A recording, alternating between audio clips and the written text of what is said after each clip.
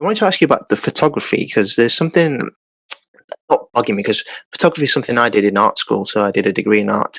So the way photography has changed over the last, I would say, 5 to 10 years, I think that the biggest influence has been social media. So the way people take photos. When it comes to your actual photos that you take, so when I was growing up, my school teacher would tell me, because back in those days, you had like you'd buy a film, so you Yeah. only had like one chance to take a shot. So we were always taught, when you take a shot, make sure you take it right the first time. You've got 20 film, 20 shots. So I always learned, right, okay, do it right. The timing was really important. But now with digital cameras, so people can take, a picture in the summer and then change it for winter, have snow or whatever.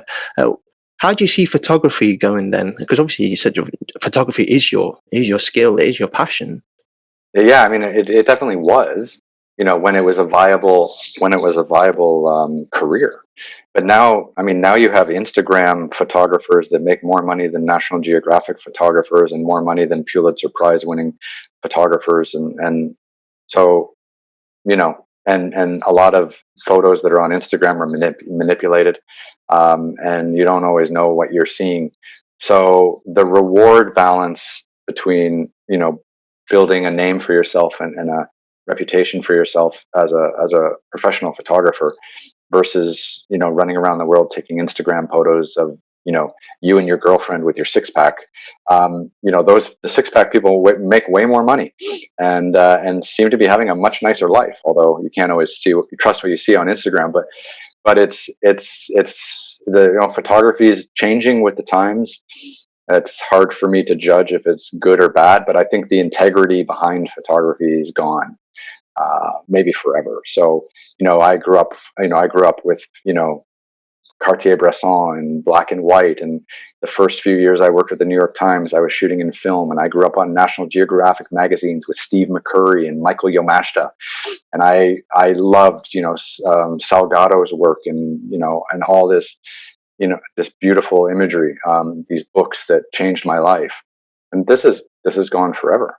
Um, and what's replaced it is people taking pictures of their life in squares, and it'll be interesting to see where that goes. But yeah, it definitely made me not want to be a photographer anymore. That's quite a sad thing because for me, again, photography is really sad because when I take pictures myself, again, sunrise and sunsets, again, it's all about timing. And as you said, it looks like an amazing life, people living, six packs and whatever. But I always say sometimes though it can go back the other way because people can potentially get sick of seeing those sort of photographs, and eventually you'd want to see, because can turn, it's like fashion, it can go back round to actually we want to see the real photos. I'm hoping anyway.